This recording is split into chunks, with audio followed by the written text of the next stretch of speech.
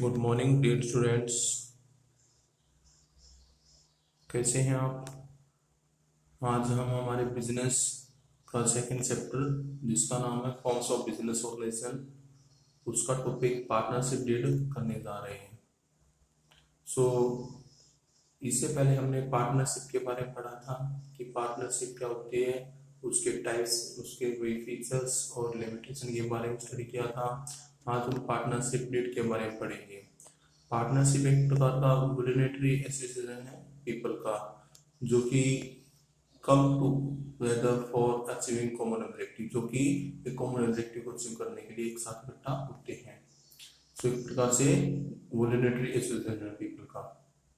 So in the end, in order to enter into partnership, यदि partnership में entry करने में a clear agreement with respect to the terms, condition and the all aspects concerning that partner is essential so that there is a no misunderstanding later among the partners। एक प्रकार से जैसे partnership में entry होती है तो एक उनके बीच में क्लियर एग्रीमेंट होता है किसकी उसमें रिस्पेक्ट में, टर्म कंडीशन और all the aspect concern partners, जो कि सभी पार्टनर्स के बीच में जरूरी है कंसर्न वो भाई कंडीशन और एक प्रकार से जितने भी टर्म्स हैं उनको मिला करके एक प्रकार का उनके बीच में एसेंशियल एग्रीमेंट हो जाता है, ताकि फ्यूचर में जाकर के पार्टनर्स के बीच में किसी प्रकार की मिसअंडरस्टैंडिंग ना रहे।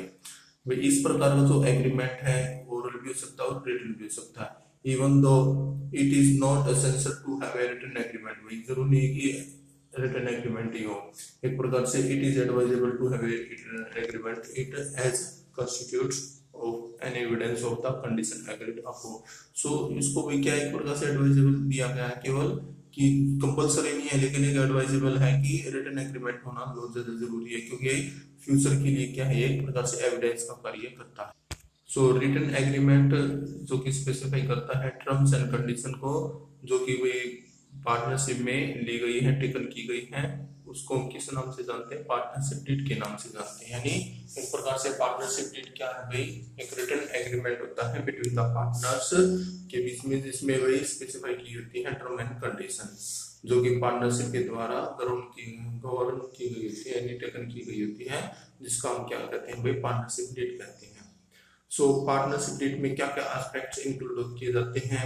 सबसे पहले आएगा भाई name of the firm, nature of business and location of business, duration of business, investment made by the each partner, भाई हर एक पार्टनर कितनी इन्वेस्टमेंट करनी है, distribution of profit and loss, duties and obligation of the partners, salaries and withdrawal of the partners, term governing admission, retirement and expulsion of A partner, वही कितना वही term condition किसी में पार्टनर के आने में रहेगी, वही कोई भी रिटायरमेंट पार्टनर हो रहा हो किस प्रकार से जाएगा, एक्सपल्सन भी कोई भी पार्टनर फर्म को छोड़ के एक प्रकार से क्या कर रहा है एक्सपल्सन हो रहा है तो उसका कितना रहेगा टर्म्स।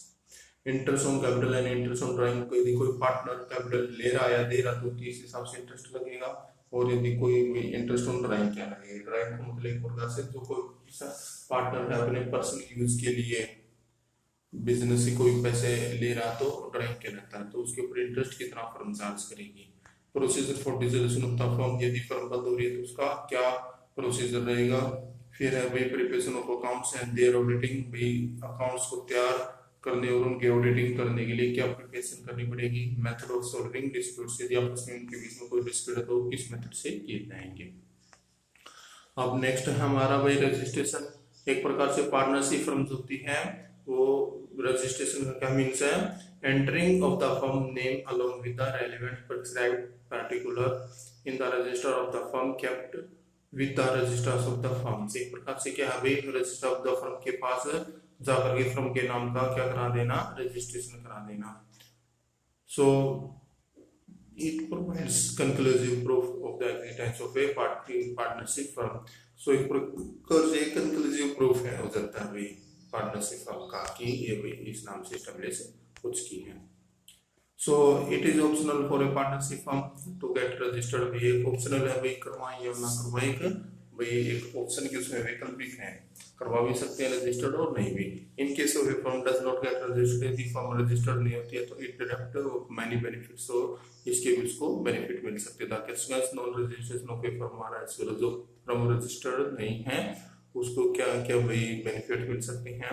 आप partner of an registered firm can not file a suit against the firm और द अदर पार्टनर्स। यदि एक फाइल रजिस्टर्ड नहीं है, यदि एक पार्टनर अपनी फर्म को रजिस्टर्ड नहीं कराते हैं तो वो भाई ना तो कोई पार्टनर किसी पार्टनर्स के खिलाफ कोई फाइल सूट कर सकता है, ना एक फर्म किसी अदर के खिलाफ कोई भी केस फाइल दायर कर सकती कोर्ट में जा करके। The firm can not file A suit against third party, जो फर्म है किसी थर्ड पार्टी के अगेंस्ट में कोई केस दायर नहीं कर सकती है। The firm can not file A case against the partners, firm कोई पार्टनर्स के अगेंस्ट में कोई किसी प्रकार का केस दायर नहीं कर सकती है। इस प्रकार से जो ऊपर के जो व्यूज है उनके कंसिक्वेंसेस देखते हैं, तो एक प्रकार से advisable to get the firm registered, एक प्रकार से एडवाइस दी गई कि फर्म को रजिस्टर्ड होना जरूरी है। So according to the Indian partnership act 1932 वही 1932 के अनुसार इंडियन पार्टनरशिप एक्ट में जो पार्टनर्स में gate the firm registered with the registrar of the firm of the state in which the firm is situated, यानी फर्म को registered करवा लेना चाहिए कहाँ पे, रजिस्ट्रार ऑफ फर्म जो ये हर एक स्टेट में है जहाँ पे फर्म सिचुएटेड है वहाँ से रजिस्ट्रार ऑफ फर्म से फर्म को रजिस्टर्ड करवा लेना चाहिए। The registration can be at the time of formation or at any during its existence। Firm को भी जो रजिस्टर्ड है भाई जब भी फर्म को फॉर्मेशन कर देते हैं तब या एक्सिस्टेंस के दौरान किसी भी समय फर्म को रजिस्टर्ड करवाया जा सकता है। जो प्रोसीजर है एक फर्म को रजिस्टर्ड करने के क्या क्या है, submission of application in the prescribed form of the register of the firm, यानी एक प्रकार से जो फर्म का जो प्रेस्क्राइब्ड एप्लीकेशन फॉर्म होता है वो रजिस्ट्रार फर्म के पास सबमिट कराना पड़ता है। और एप्लीकेशन में क्या क्या चीजें हो सकती है, पार्टिकुलर क्या क्या हो सकती है, नेम ऑफ द फर्म क्या है, location of the firm, name of the other place where the firm carries on the business, वो दूसरे जगह के नाम जहाँ पे फर्म के बिजनेस को लेके जाया जा सकता है। Date when is partner join the firm, वही वो डेट जहाँ पे सभी पार्टनर फर्म को ज्वाइन कर रहे हैं। Name and address of the partners, name और एड्रेस पार्टनर्स के, ड्यूरेशन ऑफ पार्टनरशिप, वही पार्टनरशिप का क्या टाइमिंग रहेगा। भी इस प्रकार का जो एप्लीकेशन है should be sign by the all partners, भी सभी जो एप्लीकेशन भरेंगे रजिस्ट्रार के पास वो क्या होना चाहिए, सभी पार्टनर्स के द्वारा साइन होना चाहिए। फिर second deposit of required fees with the registrar of the firm, यानी जो रजिस्ट्रार ऑफ द फर्म की जो भी फीस है वो deposit the registrar after approval will make an entry in the register of the firm and subsequently issue a certificate of registration, यानी firm का भी क्या है एक प्रकार से फर्म जो भी रजिस्ट्रार ऑफ द फर्म है वो अपने रजिस्टर अपने उसमें एंट्री कर देगा रजिस्टर में और एक सर्टिफिकेट इश्यू कर देगा।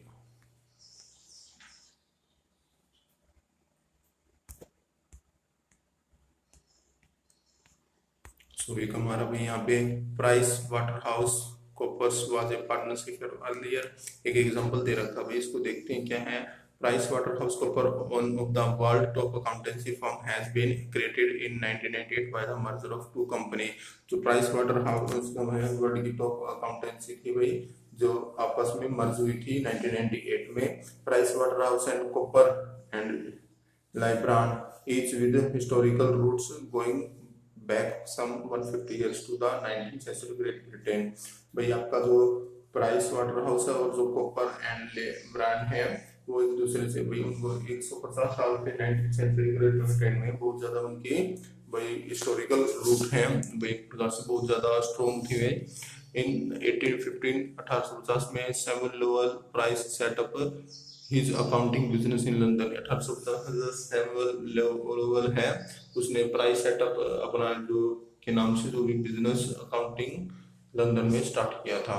इन 1865 terms of establish he was joined A partnership from by the William H Hollyland and Edwin Waterhouse. भाई 1865 में उसने भाई पार्टनरशिप फ्रॉम एक प्रकार से विलियम एच होलीलैंड और एडविन वाटरहाउस के कंपनी को ज्वाइन किया।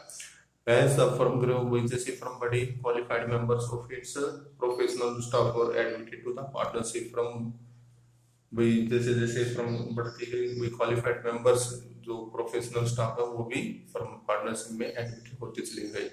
By the late 1800 by 1800 ईस्वी में Price Waterhouse has gained significant recognition of an accounting firm।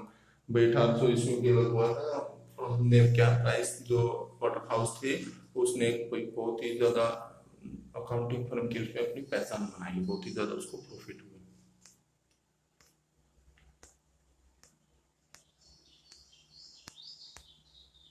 अब हमारा जो नेक्स्ट टॉपिक है भाई cooperative society.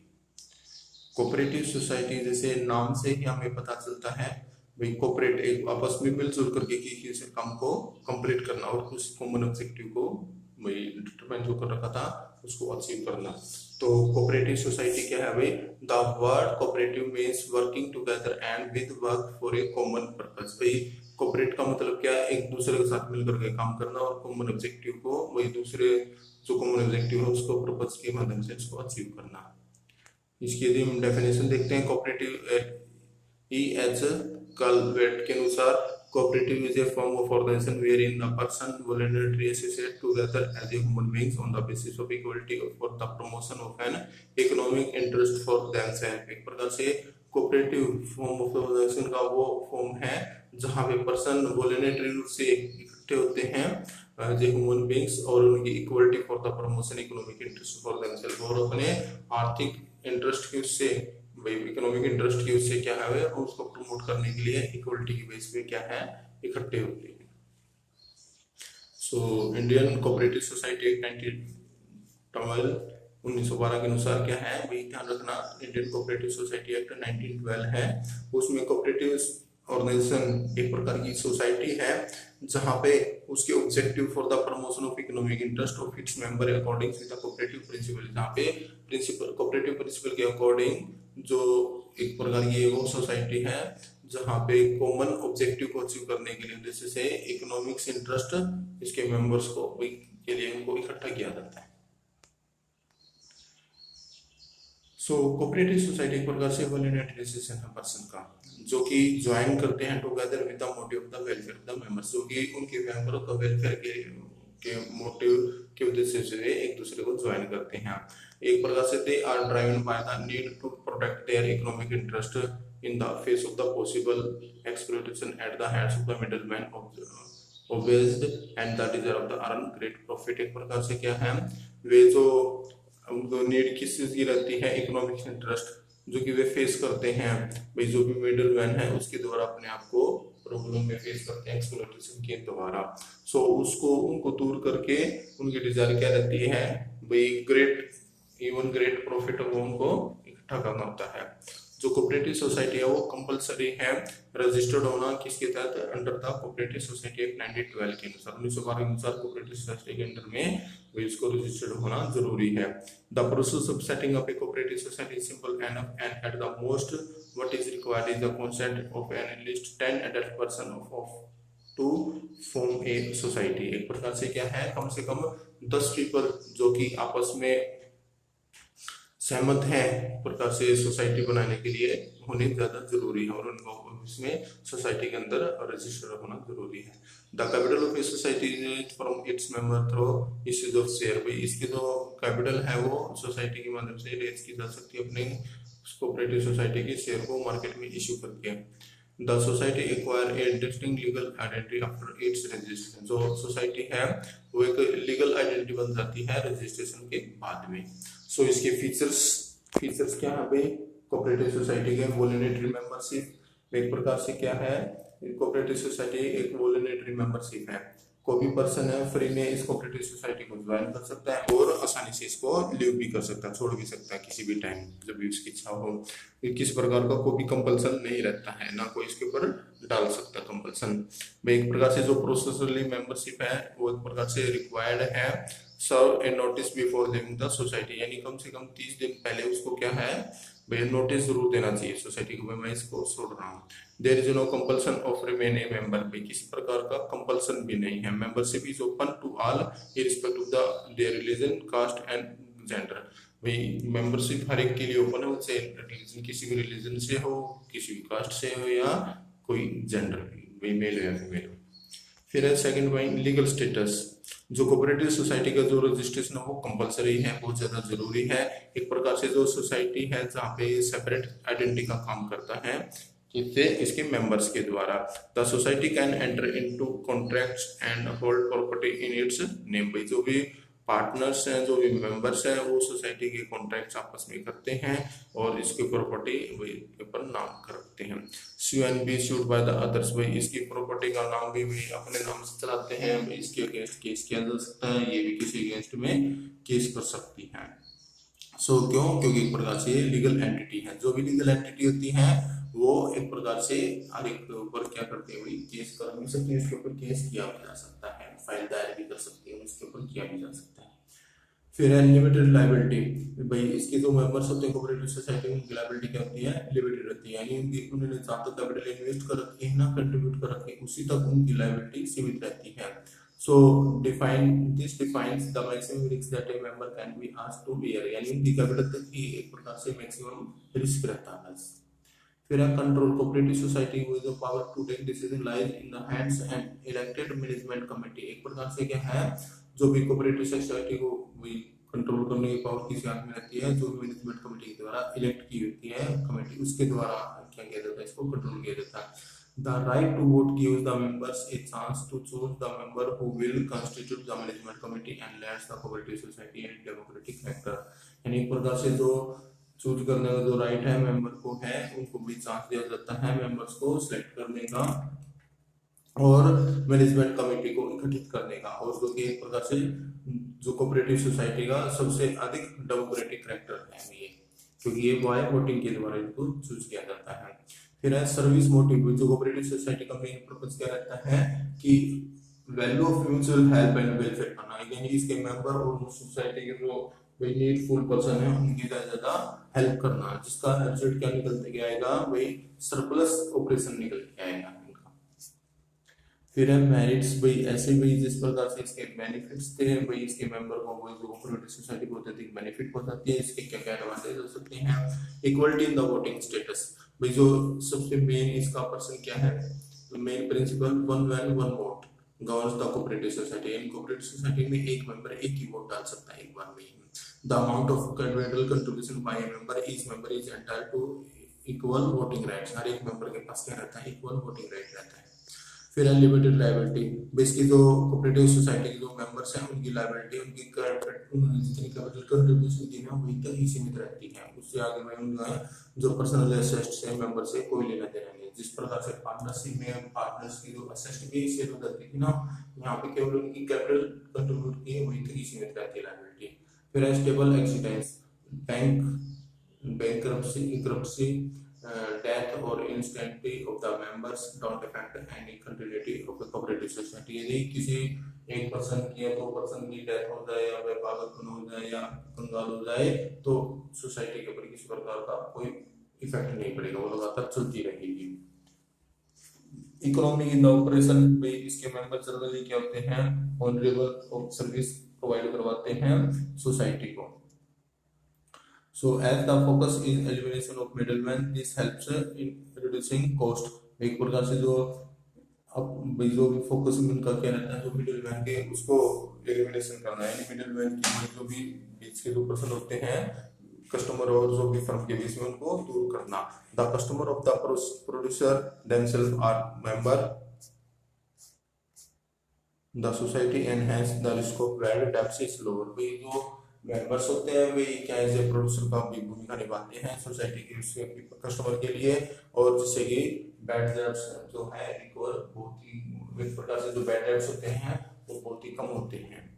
Support from the government. एक प्रकार से जो कोऑपरेटिव सोसाइटी होती है द डेमोक्रेसी का एग्जांपल है, और वे गवर्नमेंट की किसी न किसी प्रकार से हेल्प भी करते हैं, क्योंकि forms of law, taxes, subsidies and low interest rate on loans. क्योंकि गवर्नमेंट के द्वारा उनको वही लो टैक्स उनके ऊपर चार्ज किया जाता है, सब्सिडीज मिलती है उनको, और जो इंटरेस्ट जो रेट होता है लोन्स के ऊपर वो बहुत ही कम होता है। फिर इजी फॉर्मेशन। भाई कोऑपरेटिव सोसाइटी को भाई 10 मेंबर के भाई मिनिमम 10 मेंबर के द्वारा स्टार्ट किया जा सकता है। जो रजिस्ट्रेशन प्रोसीजर है वो एक लीगल फॉर्मेलिटीज के लिए बहुत ज्यादा जरूरी है। भाई इसका जो फॉर्मेशन है कोऑपरेटिव सोसाइटी एक्ट 1912 के अनुसार किया जाता है। फिर है लिमिटेशन। भाई जिस प्रकार से इसके एडवांटेज थी ऐसे डिसएडवांटेज भी आते हैं आपके। Limited sources.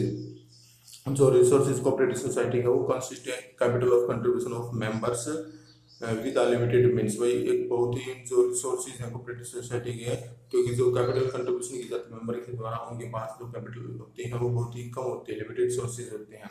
The low rate of dividend offered on investment also act as a different deterrent in attracting the membership for more capital from the members. एक प्रकार से जो क्या है कोई लो डिविडेंड आएगा तो मेंबर्स के द्वारा क्या भाई और अधिक उनके क्या किया जाएगा, कोई अट्रैक्टिंग किया जाएगा कि और अधिक कैपिटल पे इन्वेस्टमेंट करें, तो लिमिटेड मीन्स ही रहते हैं यहाँ पे।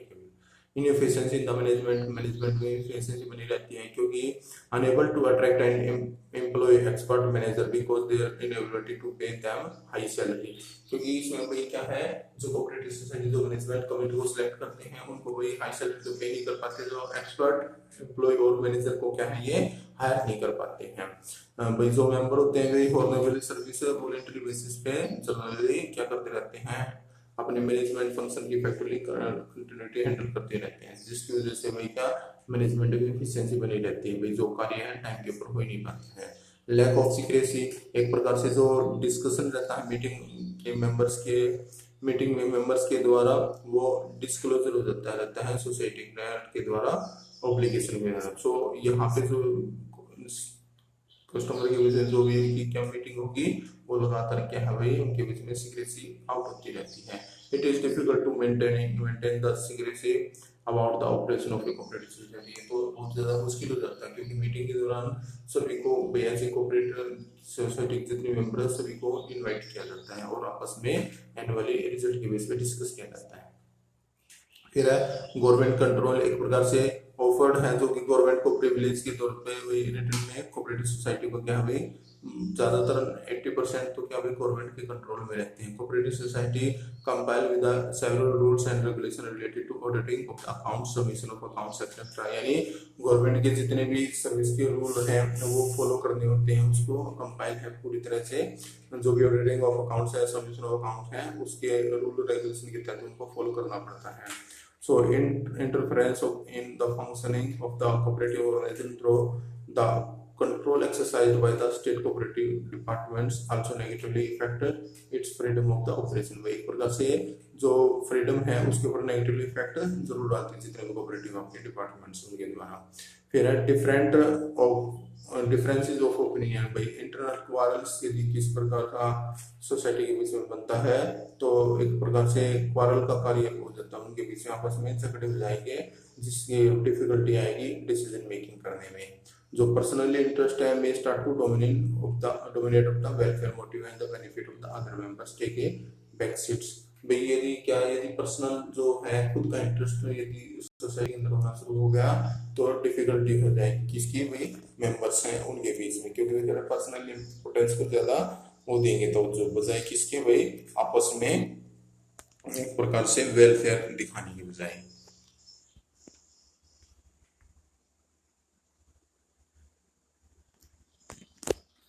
फिर है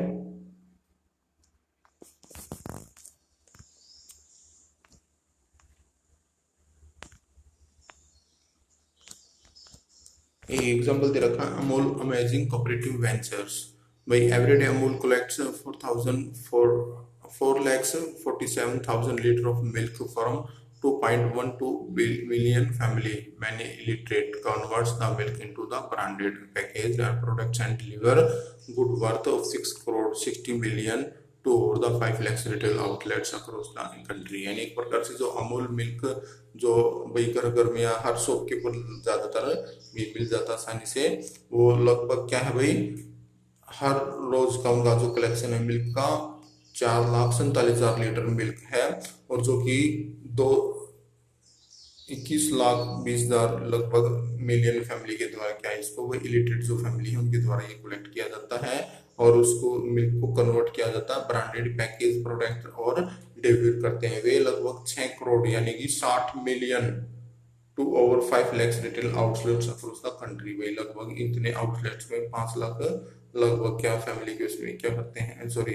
आउटलेट्स दुकानों पे क्या करते हैं कंट्री के अंदर क्या करते हैं वो इसको सेल करने का कार्य करवाते हैं। So it's all started in December 1946 with a group of farmers keen to free themselves intermediaries gain the access to market and thereby ensure maximum returns for their base efforts। एक प्रकार से इसको वही दिसंबर 1946 में स्टार्ट किया गया था, जो कि ग्रुप ऑफ फार्मर के द्वारा किया गया था। वो एक प्रकार से इंटरमीडिएट से क्या जो मध्यस्थ थे उनसे फ्री होना चाहते थे, ताकि जो भी मार्केट में गेन्स हैं वो ज्यादा उनको रिटर्न एफर्ट्स को उनको ज्यादा मिल सके। Based in the village of Anand, the Kheda district milk cooperative union better known as Amul expanded एक्सपोर्टेशनली।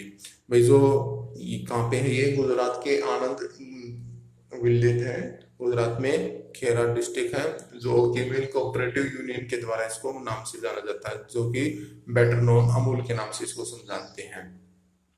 सो एक प्रकार से जो मिल्क कोऑपरेटिव सोसाइटी है भाई, और Gujarat network now cover 2.2 million member farmers, भाई लगभग 2,12,000 जो मिलियन मेंबर फार्मर हैं वो आपस में मिलकर के गुजरात में नेटवर्क बना लिया और मिल्क कोऑपरेटिव सोसाइटी के माध्यम से वे एक दूसरे से मिल गए हैं। 10,411 village level milk collection and centre and 14 district level plants union.